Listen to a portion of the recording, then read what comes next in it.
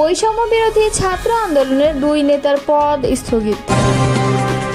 গণ অভ্যুত্থানে আপোষ করিনি, ভবিষ্যতেও করব না, এমনটাই বললেন নাহিদ। আওয়ামী লীগ ছাড়া বাকি দলগুলোর আয় ব্যয়ের হিসাব চেয়েছে ইসি। লক্ষ্মীপুর জেলা যুবদলের সভাপতি হুমায়ুন এবং সম্পাদক লিংকন।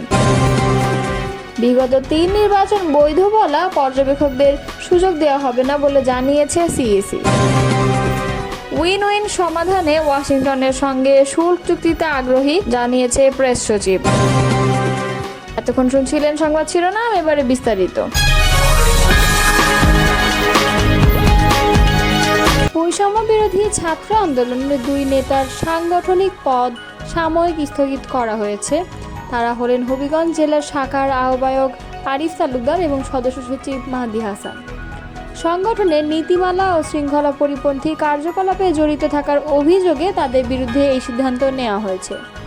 সোমবার সংগঠনের কেন্দ্রীয় সাংগঠনিক সম্পাদক মঈনুল ইসলামের সই করা এক বিজ্ঞপ্তিতে এই সিদ্ধান্তের কথা জানানো হয়। এতে বলা হয়, প্রাথমিক তদন্তে আহ্বায়ক ও সদস্য সচিবের বিরুদ্ধে আনা অভিযোগের প্রমাণ পাওয়া গেছে। এই পরিপ্রেক্ষিতে তাদের সাংগঠনিক পদ সাময়িক স্থগিত করা হয়েছে। পাশাপাশি কেন তাদের বিরুদ্ধে স্থায়ী সাংগঠনিক সিদ্ধান্ত নেওয়া হবে না সে বিষয়ে আগামী 7 কার্যদিবসের মধ্যে লিখিত ব্যাখ্যা দিতে বলা হয়েছে। একই সঙ্গে কারণ দর্শানোর প্রক্রিয়া সম্পন্ন না হওয়া পর্যন্ত সংগঠনটির হবিগঞ্জ জেলা শাখার সব সাংগঠনিক কার্যক্রম সাময়িক স্থগিত করার ঘোষণা করা হয়েছে। জাতীয় নাগরিক পার্টির আহ্বায়ক নাহিদ ইসলাম বলেছেন, 2024 সালের গণ অভ্যুত্থানে জনগণকে সঙ্গে নিয়ে ফ্যাসিবাদী ও স্বৈরাচারী শেখ হাসিনা সরকারের পতন ঘটিয়েছিলাম। সেই আন্দোলনে আমরা কারো সঙ্গে আপোষ করিনি, ভবিষ্যতেও করব না। সোমবার রাত 11টার দিকে পাবনা শহরের ট্রাফিক মোড়ে আয়োজিত পথসভায় তিনি এসব কথা বলেন। পাবনা, নাটোর, সিরাজগঞ্জ এনসিপির পদযাত্রা উপলক্ষে এ সভার আয়োজন করা হয়। নাহিদ ইসলাম বলেন, দেশের স্বার্থে আসুন ঐক্যবদ্ধ হই, দেশের উন্নয়ন সংশ্লিষ্ট বিষয়ে আমরা কোনো আপোষ করব না। জনগণকে সঙ্গে নিয়ে রাজপথে থাকব যৌক্তিক দাবি আদায় না হওয়া পর্যন্ত। গণ অভ্যুত্থানে শহীদদের স্মরণ করে এনসিপির আহ্বায়ক বলেন, আমরা ভাই বোনের শহীদদের রক্ত যত পর্যন্ত না শুকাচ্ছে ততক্ষণ পর্যন্ত আমরা কোনো মিটিংয়ে যাব না। তাদের শহীদি মর্যাদা এবং সাংবিধানিক স্বীকৃতি থাকতে হবে। এজন্য প্রয়োজনে জুলাই সনদ, এই দাবিতে আমরা অনড় অবস্থান। তিনি বলেন, এই পাবনা উত্তরবঙ্গের অন্যতম জেলা। এখানে 24-এর গণ অভ্যুত্থানে ছাত্র, শিক্ষক ও সাধারণ মানুষ ঐক্যবদ্ধভাবে ফ্যাসিবাদকে প্রতিহত করেছিল। এই দুঃসময়ে পাবনাবাসী তথা দেশবাসী জানে। আমি পাবনাবাসীকে বলতে চাই, দেশের পরিবর্তনে আপনারা যে ভূমিকা নিয়েছিলেন, দেশের উন্নয়নের মাধ্যমে আপনাদের সেটা বুঝিয়ে দেওয়া হবে। কোনো ষড়যন্ত্রকারীকে ছাড় দেওয়া হবে না। এনসিপির আহ্বায়ক বলেন, স্বৈরাচারীর দোসরদের পাশবিকতার চরম পর্যায়ে আপনার সন্তানের রক্তে রঞ্জিত হয়েছে। সেই রক্ত যেন বৃথা না যায় সেদিকে খেয়াল রাখতে হবে। সভায় অন্যদের মাঝে উপস্থিত ছিলেন উত্তরাঞ্চলের মুখ্য সংগঠক সার্জিস আলম, দক্ষিণাঞ্চলের মুখ্য সংগঠক হাসনাত আবদুল্লাহ, সিনিয়র যুগ্ম আহ্বায়ক সামান্তা শারমিন এবং ডাক্তার তাসলিম চারা, নাসিরউদ্দিন পাটোয়ারি, আব্দুর মান্নাফ সহ কেন্দ্রীয় স্থানীয় নেতাকর্মীরা। পথসভা শেষে নেতাকর্মীরা কুষ্টিয়ার রাতে যাপন করেন। মঙ্গলবার কুষ্টিয়া সহ অন্যান্য জায়গায় সভা করবেন বলে এনসিপির মিডিয়া সেল সূত্র জানা গেছে। নিবন্ধিত রাজনৈতিক দলগুলোর কাছে 2024 সালের আয় ব্যয়ের হিসাব জমা দিতে বলেছে নির্বাচন কমিশন। তবে বাংলাদেশ আওয়ামী লীগকে এই চিঠি দেওয়া হয়নি। তিনি জানান, নিবন্ধিত দলগুলোকে আয় ব্যয়ের হিসাব জমা দেওয়ার জন্য চিঠি পাঠানো হয়েছে। নিবন্ধনের শর্ত অনুযায়ী প্রতিটি দলকে প্রতি বছর 31 জুলাইয়ের মধ্যে গত বছরের আয় ব্যয়ের বিবরণ ইসিতে জমা দিতে হয়। কোনো দল যদি পরপর 3 বছর হিসাব জমা দিতে ব্যর্থ হয় তাহলে তার নিবন্ধন বাতিলের বিধান রয়েছে। বর্তমানে নির্বাচন কমিশনে নিবন্ধিত রাজনৈতিক দলের সংখ্যা 51টি। লক্ষ্মীপুর জেলা যুবদলের 2 সদস্য বিশিষ্ট আংশিক কমিটি ঘোষণা করা হয়েছে। এতে আব্দুল আলিম হুমায়ুনকে সভাপতি ও সৈয়দ রশিদুল হাসান লিংকনকে সাধারণ সম্পাদক করা হয়েছে। হুমায়ুন সাবেক কমিটির সদস্য সচিব ও লিংকন সিনিয়র যুগ্ম আহ্বায়ক ছিলেন। সোমবার রাত 10:30টার দিকে এক প্রেস বিজ্ঞপ্তিতে এ তথ্য জানানো হয়।